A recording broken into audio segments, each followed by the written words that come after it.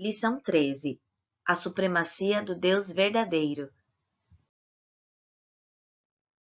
Vamos ler os Salmos 95, dos versículos 1 a 7. Venham, cantemos ao Senhor com alegria, aclamemos a rocha da nossa salvação.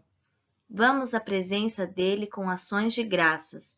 Vamos aclamá-lo com cânticos de louvor, pois o Senhor é o grande Deus, o grande Rei acima de todos os deuses.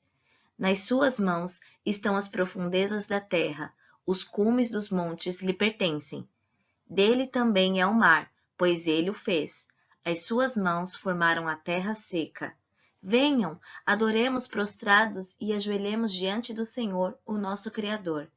Pois ele é o nosso Deus, e nós somos o povo do seu pastoreio, o rebanho que ele conduz. Colossenses 1,16 diz assim: Pois nele foram criadas todas as coisas, nos céus e sobre a terra, as visíveis e as invisíveis, sejam tronos, sejam soberanias, quer principados, quer potestades. Tudo foi criado por meio dele e para ele. Sempre temos a tentação de nos sujeitarmos a outros deuses, colocando-os lado a lado com o Senhor, ou mesmo rejeitando totalmente o Deus da Bíblia em favor do nosso ídolo do coração. Este estudo nos ajudará a reconhecer a supremacia do Deus verdadeiro sobre todas as coisas e fornecerá confiança para que possamos buscá-lo e adorá-lo integral e continuamente. Paradigma do passado. As batalhas entre Israel e as nações ao seu redor não se tratavam apenas de guerras por um pedaço de terra ou afirmação do poderio bélico e estratégico entre um país e outro. Na verdade, essas guerras representavam, em último grau, uma batalha entre deuses. Quando alguém ganhava ou perdia um confronto, logo se estabelecia o favor ou a maldição sobre aqueles adoradores, e também a força do Deus a quem eles serviam. Podemos apontar vários episódios que ilustram essa verdade. No século I, a liderança judaica e o Império Greco-Romano também pensaram que os seguidores de um homem chamado Jesus seriam destruídos através de sucessivas perseguições. A região da Palestina exerceu atração sobre muitos povos ao longo da história antiga, por motivos econômicos, suas terras férteis, ou estratégicos, sua localização geográfica. No ano 63 a.C., os romanos se apossaram do território. Otaviano Augusto, ou Otávio Augusto, foi o primeiro imperador romano e pertenceu à dinastia Júlio-Claudiana. Otaviano foi o primeiro imperador a ser proclamado Augusto pelo Senado romano, ou seja, um deus. O culto ao imperador se iniciava em vida e era continuado pela família do falecido após a morte. A fé monoteísta, por vezes, tornava mais difícil a imposição da cultura romana. Os romanos consideravam seu imperador e a própria cidade de Roma como divindades, o que afrontava a religião dos judeus. Grupos como os fariseus, os saduceus, os essênios e os zelotes formavam a nação judaica. Fariseus e saduceus eram identificados com a elite e, por isso, tinham maior propensão a se aliar aos romanos. Já os zelotes defendiam a revolta radical contra o domínio romano. Além disso, há de se ressaltar que, dado o universo religioso judaico, os movimentos de oposição à dominação romana muitas vezes assumiam um caráter messiânico. O cristianismo surgiu a partir da doutrina dos homens que seguiram Jesus Cristo. Alguns judeus acreditaram que Jesus fosse o Messias, ou seja, o enviado de Deus para redimir a humanidade, de que falavam seus textos sagrados. Outros não. Assim, as autoridades judaicas passaram a persegui-lo. Na foto acima, mostra a reunião do Sinédrio planejando a morte de Jesus. Na foto abaixo, mostra o martírio de Estevão. Os primeiros dias de sofrimento foram esporádicos e localizados, mas depois do incêndio de Roma no ano 64 d.C., o imperador Nero fez dos cristãos o bode expiatório para a tragédia, e a opressão se espalhou. Aqueles que professavam o cristianismo eram torturados e queimados. Era o começo da perseguição por todo o império, que acabou por alcançar a igreja em todos os cantos. Durante 300 anos, a Igreja cristã no Império Romano sofreu inúmeras ondas de perseguição e opressão, até o imperador Constantino decidir adotar o cristianismo como religião oficial no ano de 313 d.C. A supremacia do Deus verdadeiro. A palavra suprema se refere àquilo que é de mais elevada excelência, classificação ou autoridade. A supremacia de Deus se refere ao seu lugar exaltado acima de toda a criação. A verdade da supremacia de Deus tem muitas implicações importantes. No que se refere à pessoa de Deus, isso significa que ele é infinitamente mais excelente do que qualquer de suas criaturas e de valor infinitamente maior do que toda sua criação combinada. No que diz respeito à posição de Deus ou classificação, isso significa que ele é exaltado acima de toda a criação e não há semelhantes a ele. Com relação ao propósito de Deus, isso significa que ele está no centro de todas as coisas e que ele dirige todas as coisas para um grande objetivo, sua própria glória. Deuses do Egito. Para você compreender o politeísmo egípcio, que é o culto a vários deuses, faz-se necessário esclarecer algumas características da sociedade egípcia. O governo no Egito era teocrático. Os administradores governavam em nome dos deuses, da religiosidade. O principal governante do Egito ou das cidades-estados era chamado de faraó. Ele possuía todo o poder, assumia várias funções, era o rei, juiz, sacerdote, tesoureiro, general e era tido como um deus vivo, filho do sol, Amon-Ra, e encarnação de Horus, deus falcão. Portanto, a religiosidade e o culto aos deuses no Egito Antigo tinham um grande significado para a sociedade. No relato do êxodo dos filhos de Israel do Egito, desde o início da libertação, o Senhor quis deixar claro que Ele mesmo tiraria o seu povo da casa da servidão, eliminando os poderes espirituais dos egípcios. Quando Moisés e Arão foram falar com Faraó, um sinal que Deus lhes concedeu foi transformar um bordão em uma serpente. No entanto, os sábios e encantadores egípcios fizeram o mesmo, com uma diferença notável. O bordão de Arão devorou o bordão deles. Naquele momento, começava a se afirmar que o Deus de Israel derrotaria todos os deuses do Egito. As 10 pragas confirmaram exatamente isso, pois elas demonstraram que o único que tinha poder sobre a criação era o Deus de Moisés. Os magos até tentaram replicar os sinais, mas sem sucesso. Isto é o dedo de Deus. A última praga demonstraria de vez a supremacia de Deus. Executarei juízo sobre todos os deuses do Egito. Eu sou o Senhor. Êxodo 12:12. Baal e Gideão. Josué, o grande líder que no Êxodo, sob o comando de Moisés, deixou o Egito, e junto com Caleb foram os únicos que Deus permitiu entrar na terra prometida, e como substituto de Moisés foi escolhido por Deus para efetivar a grande conquista, depois de muitas lutas e vitórias, chega ao fim de sua missão e vida. Antes, porém, faz a divisão da herança das terras para as 9 tribos e meia e as instruções em relação às terras ainda a serem conquistadas.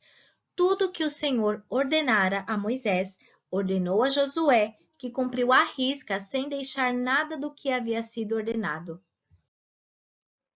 Os filhos de Israel conquistaram as terras, mas não fizeram totalmente o que o Senhor ordenara. Foram desobedientes ao sujeitarem-se a conviver com estes povos e não os exterminaram ou expulsaram por conveniência. Cada tribo tinha algum tipo de interesse em mantê-los. Pelos carros de ferro, fonte de renda tributária, forçados a pagar tributos, serviços forçados, escravidão. Outra geração se levanta após eles. Esta não conhecia o Senhor, nem as obras que fizera em Israel. Por não conhecer, o povo deixa o Senhor e passa a servir os Baalins e vão após outros deuses. Adoram Baal, Astarote e provocam a ira do Senhor. Astarote. Essa palavra é usada como título com sentido de minha senhora ou minha deusa. Deusa mãe, consorte de Baal. Era uma deusa da fertilidade humana, animal e das colheitas, com cultos obscenos e contrários à lei judaica. Baal era o principal deus do panteão dos cananeus. Baal significa senhor, amo, possuidor ou marido. Essa palavra hebraica passou a designar o deus semita da tempestade Haddad, mas também outras divindades locais eram chamadas de Baal. A adoração a Baal foi um grave problema em Israel durante parte do período do Antigo Testamento. Em Canaã, cada cidade tinha sua divindade local. Por isto, diferentes deuses são chamados de Baal no Antigo Testamento. Inclusive, alguns textos bíblicos usam o plural Baalins para se referir às muitas divindades pagãs dos povos vizinhos de Israel. Aceitando a conviver com os povos conquistados, então o Senhor lhes disse: Não os expulsarei de diante de vós, antes vos serão por adversários, e os seus deuses vos serão por laços. Apesar de todo o afastamento, o Senhor preserva o seu povo, levantando pessoas para defendê-los. Suscita juízes que os livram das mãos dos inimigos. Os juízes do livro de Juízes. Após sua instalação na Terra Prometida, os israelitas viveram alguns séculos de instabilidade. Por várias vezes, eles se desviaram de Deus e se entregaram à idolatria e a outros pecados. Sempre que isso acontecia, outros povos vinham e oprimiam os israelitas. Mas quando eles se voltavam para Deus e se arrependiam, Deus levantava um juiz que os levava à vitória contra seus inimigos. A vitória era seguida por um tempo de paz, até os israelitas se desviarem outra vez. Os juízes serviam como líderes políticos, militares e espirituais do povo de Israel. Na época dos juízes, os israelitas estavam organizados por tribos e não havia um governo central organizado. Os juízes eram apenas líderes temporários que uniam as tribos contra inimigos em comum. Assim, começa a história de um homem escolhido por Deus. A opressão dos midianitas. Vamos ler Juízes 6, de 1 a 6. Fizeram os filhos de Israel o que era mal perante o Senhor. Por isso, o Senhor os entregou nas mãos dos midianitas por 7 anos. Prevalecendo o domínio dos midianitas sobre Israel, fizeram estes para si, por causa dos midianitas, as covas que estão nos montes, e as cavernas e as fortificações. Porque cada vez que Israel semeava, os midianitas e os amalequitas, como também os povos do Oriente, subiam contra ele. Contra ele se acampavam, destruindo os produtos da terra até a vizinhança de Gaza, e não deixavam em Israel sustento algum, nem ovelhas, nem bois, nem jumentos. Pois subiam com os seus gados e tendas e vinham como gafanhotos em tanta multidão que não se podiam contar, nem a eles, nem aos seus camelos. e entravam na terra para destruir. Assim, Israel ficou muito debilitado com a presença dos midianitas. Então os filhos de Israel clamavam ao Senhor. Bíblia explana a história de Gideão, um servo de Deus que, devido aos tempos de grande prova do povo escolhido do Senhor, até por certo desespero, passou a malhar o trigo colhido pelo seu povo no lagar, onde normalmente se pisavam as uvas para a produção do vinho. O Senhor ordenou a Gideão que derrubasse o poste ídolo de madeira que estava junto ao altar de Baal e usasse a lenha para fazer um holocausto consagrado a Deus neste local. Como era de se esperar, quando os homens viram o que Gideão havia feito, cobraram de Joás que tomasse providência contra seu filho. A resposta de Joás é impressionante. No versículo 31 está escrito: Porém, Joás disse a todos os que puseram contra ele: Contenderei vós por Baal? Livrá-lo-ei vós? Qualquer que por ele contender, ainda esta manhã será morto. Se é Deus que por si mesmo contenda, pois derribaram o seu altar. Depois desse episódio, Gideão viveu muitos anos e foi usado por Deus para derrotar os midianitas. Seu nome ficou conhecido como Jerubaal, que significa Baal contenda com ele. Mas o texto registra: faleceu Gideão, filho de Joás, em boa velhice. Juízes 8:32. A Arca da Aliança e Dagom. Em 1 Samuel 4, o texto sagrado nos mostra o cumprimento da profecia que anunciava o juízo de Deus sobre Eli e sua descendência. Tudo começou com uma derrota inicial dos israelitas diante dos filisteus. Contudo, eles trouxeram a Arca do Senhor até o campo de batalha e Ofni e Finéias foram os responsáveis por sua condução. O exército israelita se animou com a presença da arca, ao passo que os filisteus desanimaram. Contudo, o Senhor Deus havia abandonado Ofni e Finéias por causa de suas transgressões. Dessa forma, os filisteus triunfaram ferozmente contra os israelitas e os filhos de Eli foram assassinados, e a arca de Deus levada pelos inimigos.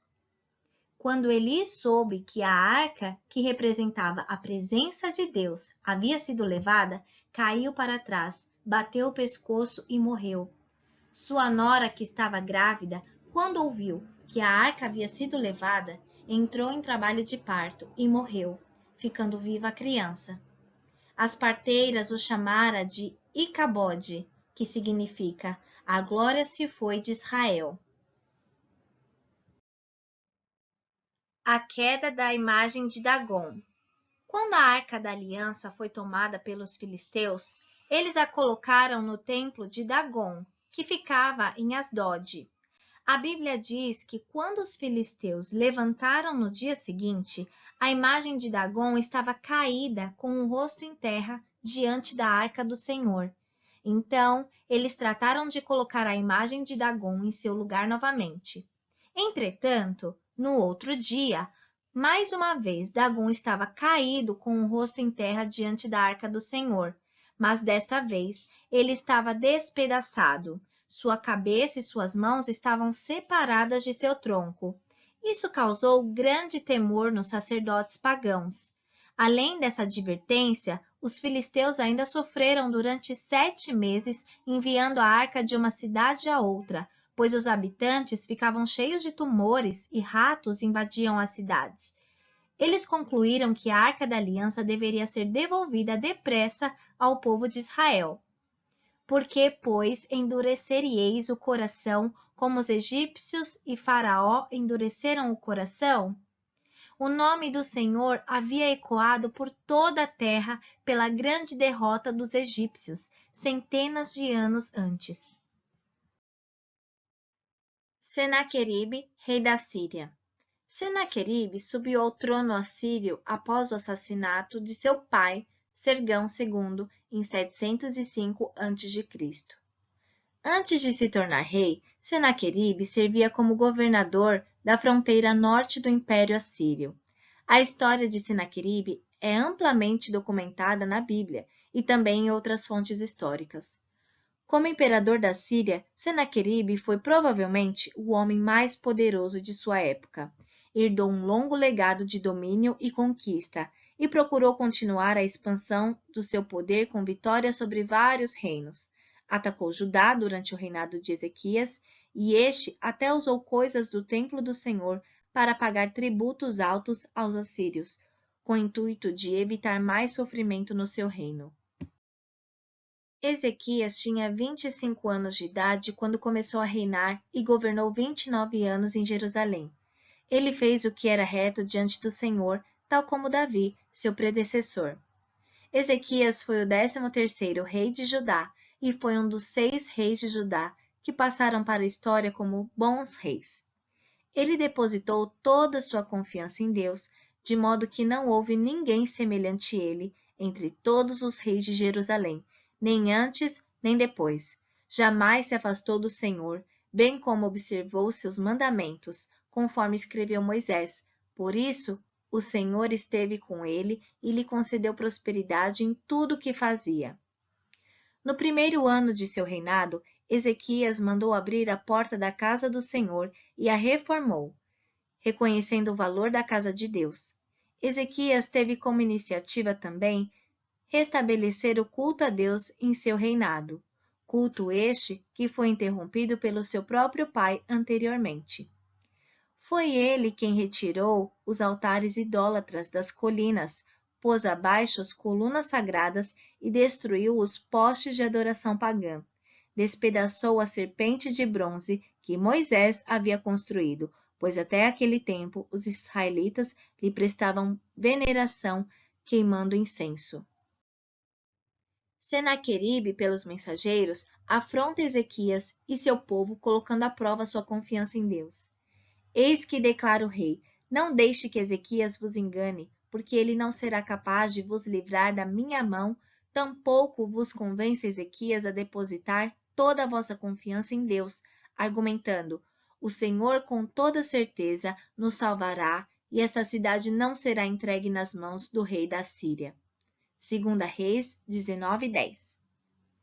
Tendo Ezequias recebido a carta das mãos dos mensageiros, leu-a, então subiu à casa do Senhor, estendeu-a perante o Senhor, e orou perante o Senhor, dizendo: Ó Senhor, Deus de Israel, que está entronizado acima dos querubins, tu somente és o Deus de todos os reinos da terra. Tu fizeste os céus e a terra. Inclina ao Senhor o ouvido e ouve. Abre, Senhor, os olhos e vê. Ouve todas as palavras de Senaqueribe, as quais ele enviou para afrontar o Deus vivo. Verdade é, Senhor, que os reis da Síria assolaram todas as nações e suas terras, e lançaram no fogo os deuses dele, porque deuses não eram, senão obra de mãos de homens, madeira e pedra, por isso os destruíram. Agora, pois, ó Senhor, nosso Deus, livra-nos das suas mãos, para que todos os reinos da terra saibam que só tu és o Senhor Deus. 2 Reis 19, de 14 a 19. O profeta Isaías acompanhou tudo e permanecia em oração com o rei Ezequias. Na verdade, Deus venceu essa guerra literalmente sozinho.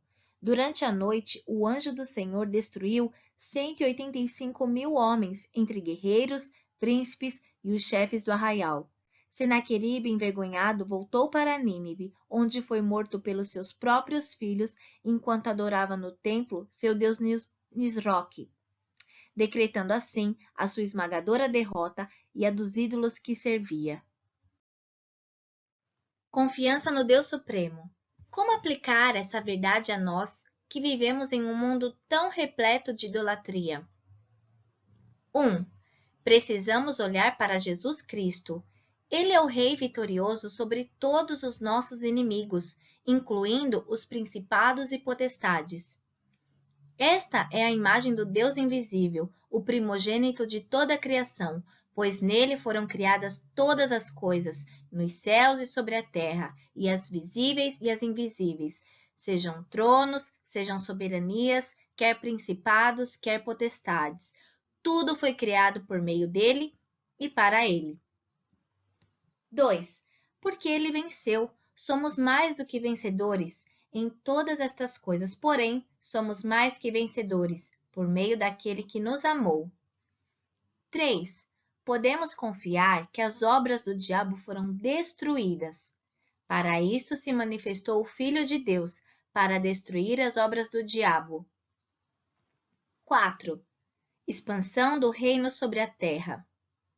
Eu, porém, constituí o meu rei sobre o meu santo monte Sião. Proclamarei o decreto do Senhor.